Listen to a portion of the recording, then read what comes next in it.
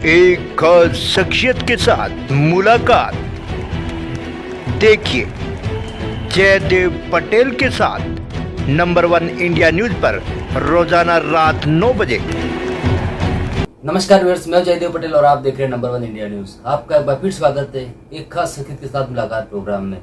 आज हम बात करेंगे पहाड़ी राज्यों में लगातार बढ़ते ट्रैफिक को लेकर के। कहीं न कहीं जो जलवायु परिवर्तन हो रहा है ये कितना कुछ इम्पैक्ट डाल रहा है और जलवायु परिवर्तन पहाड़ों को कितना इफेक्ट कर रहा है। इन तमाम मुद्दों पर बात करने के लिए हमारे साथ खास सामान है पृथ्वी विज्ञान मंत्रालय के निदेशक doctor OP Mishra. Doctor OP Mishra, आपका बहुत बहुत स्वागत आज हमारे प्रोग्राम में। नमस्कार जी डॉक्टर ओपी मिश्रा, आपसे मेरा पहला सवाल है कि वर्तमान में जिस तरह की स्थिति देखने को मिल रही है उसमें एवलांचेस यानी जो हिमस्खलन है जो फरवरी जो मार्च के महीने में देखने को मिल रहे हैं, ये किस तरह का असर है? एक्चुअली देखिए, जब पहाड़ी एरिया में, हिमालय में या पोलर रीजन में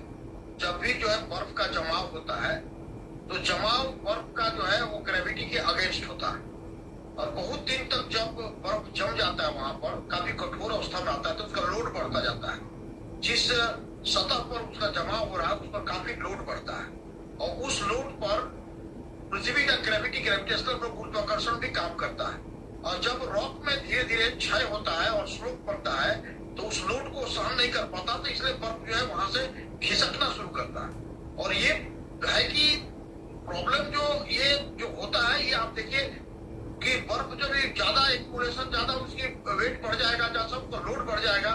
तो वो जो है अपने आप आता है। जिसे 2000 आपको 20 में याद होगा फरवरी में जो चमोली में जो हुआ था, काफी जो है खिसके थे, काफी जो है रॉक जो है चट्टान वहां की टूटी थी और बर्फ नीचे आया था, पिघला था जी। तो ये जो प्रोसेसेस जो है ये नॉर्मल प्रोसेसेस हिमालयन जोन के लिए और आइस मेकिंग जोन के लिए है। और इस पर प्रॉब्लम ये है कि यहाँ पर भी आइस का मेल्टिंग जो है हास्टन जब होता है, टेम्परेचर जब बढ़ने लगता है, प्रेसिपिटेशन होने से डिफरेंशियल जो है टेम्परेचर जब ये होता है तो वहां पर भी ये जो है उस तरह की घटनाएं घटती है। उसी तरह से आप देखेंगे कि जितने जो आपके पास ग्लोफ है, ग्लेशियर लेक आउटपोस्ट फ्लड जो होते हैं, जहां पर कि लेक जो है जो उसमें आइस और वाटर का मिश्रण है, वो जो उसका जो चार दीवारी है, जो मोरेन है, वो मोरेन में यदि क्रैक हुआ, क्रैक के चलते डिफरेंशियल स्ट्रेन हुआ, मेल्टिंग हास्टन हुआ, ओवरफ्लो किया, जो कि आपको 2013 में केदारनाथ जी का ट्रेजेडी आप देखे होंगे। ये काफी जो है उसके साथ जो है हिमनद के फटने से, ग्लोफ के करने से, ग्लेशियर लेक आउटपोस्ट फ्लड करने से उसके साथ बहुत से डेब्रिस आए, लैंडस्लाइड हुए, वहां पर जो है ये है। और इसके साथ साथ जो है अर्थ सिस्टम साइंस में एक प्रोसेस जो है दूसरे प्रोसेस को भी ट्रिगर करता है। जैसे कहीं पर आप देखिए ये चोराबाड़ी लेक वाला जो है जो एरिया जो था केदारनाथ जी के में, इसका एक्चुअली ये बहुत दिन से माइक्रोसेस्मिक जोन भी है जो मोरेन को क्रैक करता है, मोरेन को जो है वीक करता है और लोड उधर जो है वाटर का हाइड्रोस्टेटिक लोड बढ़ता है तो एज ए रिजल्ट जो है वो अपना जो है रिलैक्स करना चाहता है, आइदर ओवरफ्लो होकर हो या उसको मोरेन को तोड़ करके करे और उस तरह से ये घटनाएं घटती है। तो ये जो है आज के परिप्रेक्ष्य में जो अर्थ सिस्टम साइंस के जो प्रोसेसेस है वो प्रोसेसेस जो होते हैं केवल जो है ट्रिगर और हास्टनिंग ये एक फैक्टर काम करता है जी। डॉक्टर ओपी मिश्रा जी, अगर हम बात करते हैं पहाड़ी राज्यों में लगातार जो बढ़ते टूरिस्ट की वजह से रोडों का नवीनीकरण किया जा रहा है, ट्रैफिक में लगातार बढ़ोतरी हो रही है, ऐसे में इसका जलवायु परिवर्तन पर कितना असर होता है और इसको रोकने के लिए किस तरह के महत्वपूर्ण कदम उठाने की आवश्यकता है? एक्चुअली देखिए, जलवायु परिवर्तन जो है, क्लाइमेट चेंज की जो प्रक्रियाएं हैं वो केवल एंथ्रोपोजेनिक एक्टिविटी से ट्रिगर नहीं होती है। वो प्रोसेस जो है ओरिजिनल है लेकिन इफेक्ट जो है लोकल है। तो यदि अर्थ सिस्टम साइंस को यदि आप बढ़िया से देखें तो आपकी ट्रैफिक जो है, ट्रैफिक बढ़ रही है, कार्बन इमिशन हो रहा है, साथ साथ जो है पहाड़ों में काफी जो है पेड़ पौधा भी है, वो भी कार्बन डाइऑक्साइड को मिनिमाइज करता है। तो अभी भारत सरकार ने जो प्रकल्प लिया है कि जीरो कार्बन करने का जो है काफी हद तक आगे की तुलना में अभी जो है काफी कार्बन का खपत जो है घटने लगा है पहले की तुलना में देखा जाए तो। क्योंकि सेंसिटिविटी जो क्योटो प्रोटोकॉल के बाद या पेरिस के बाद या अभी जो प्रधानमंत्री ने जो एक किया है कि इंडिया जो है अभी ग्रीन एनर्जी पर जो काम कर रहा है, सोलर एनर्जी पर काम कर रहा है, टाइडल एनर्जी पर काम कर रहा है और हम उसको यूज करने लगे। इलेक्ट्रिकल व्हीकल्स काफी आ गए, सीएनजी हुआ जिससे कि हमारा ये हो। तो कहने का मतलब है कि ये ट्रैफिक का कंट्रीब्यूशन कितना है ये तो अभी एसेस करना है, लेकिन हमको लगता है कि नेग्लिजिबल है ट्रैफिक बढ़ना ये करना। और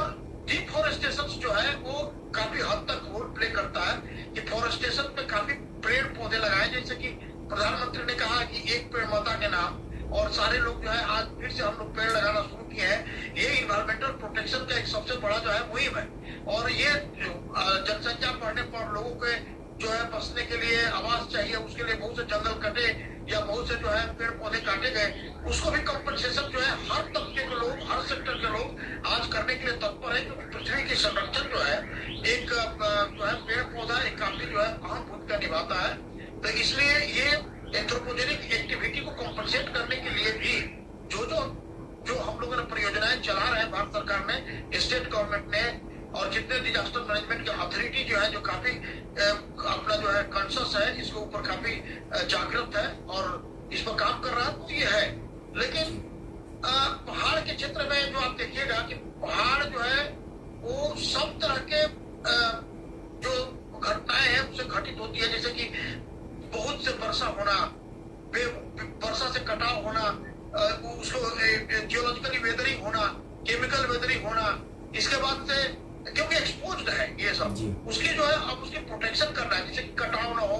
लैंडस्लाइड को रोका जाए, लैंडस्लाइड ना हो, वहां पर जो वर्षा के टाइम में जो वर्षा होने लगती है, ये सब अनकंट्रोलेबल फैक्टर है। टू मच रेन जो है अनकंट्रोलेबल है, या आपका स्कैटी रेन अनकंट्रोलेबल है, जो ड्राउट हो रहा है। तो इस सब कंडीशन के लिए एडाप्टेशन की प्रोसेसेस किया जा रहा है, जिसके ग्राउंड वाटर का लेवल को भी मेंटेन रखा जाए, जो सेलाइन वाटर है समुद्र का उसको पोर्टेबल वाटर बदला जाए, जो भारत सरकार के पृथ्वी विज्ञान मंत्रालय डिसलिनेशन प्लांट बना रहे हैं, बहुत से पब्लिक प्राइवेट पार्टनरशिप में भी डिसलिनेशन प्लांट पर जो काम हो रहा है कि भाई किसी तरह से ग्राउंड वाटर के दोहन को कम किया जाए, इंडस्ट्री और एग्रीकल्चर के लिए plus reuse of the water करने का जो परिकल्प है। तो क्लाइमेट चेंज के लिए भारत बहुत ही तत्पर है, भारत के लोग काफी तत्पर है और हर जगह इसकी अभी मुहिम चल रही है। तो लगता है कि क्लाइमेट चेंज को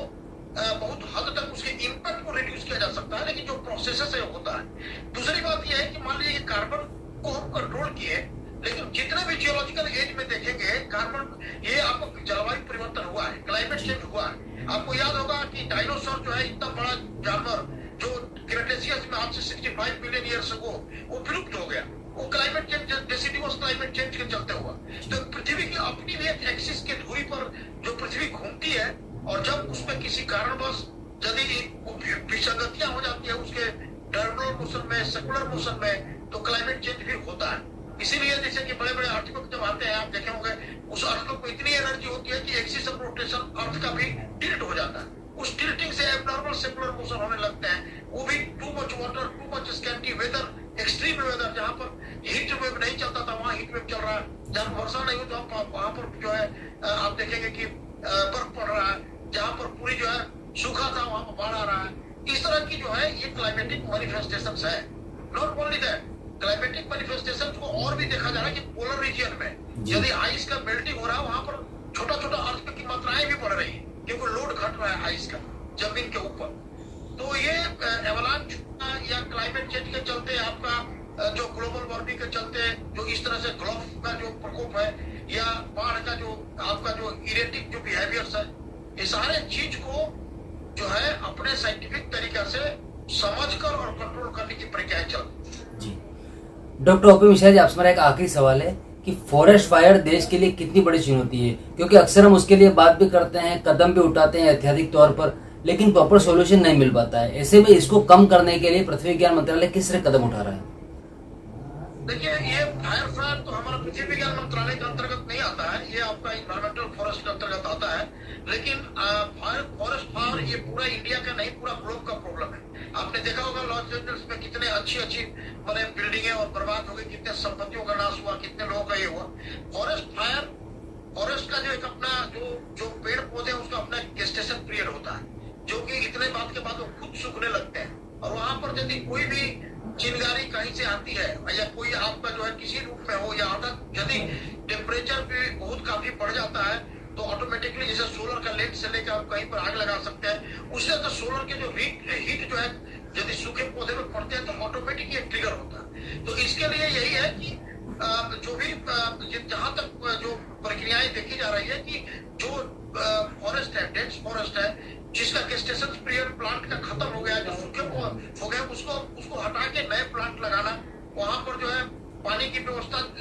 है या केमिकल जितने प्रोसेसेस हैं जिसको फायर को जल्दी से जल्दी बुझा सके, उस तरह की प्रक्रियाएं को नहीं करना है। लेकिन फायर न लगे इसके लिए शुरू से करना है कि सूखे हुए पौधे जो बहुत दिन के हो गए हैं, जो झड़ चुके हैं, गिर चुके हैं, वहां पर जो किसी तरह की आग की चिंगारी जो है उस तरह से बड़ा विकराल रूप न ले, इसकी तैयारी जो है शुरू से करना होगा, जो कि फॉरेस्ट डिपार्टमेंट करता है और काफी हद तक इंडिया में इसको तो रोकथाम आप देखे हो कि कंपैरेटिवली जो है काफी अच्छा है और हर जगह जो फॉरेस्ट डिपार्टमेंट जो है इसके लिए तत्पर रहता है। एक उनका सबसे बड़ा ये प्रोजेक्ट है, प्रोग्राम चलता है कि फॉरेस्ट फायर को कैसे रोका जाए।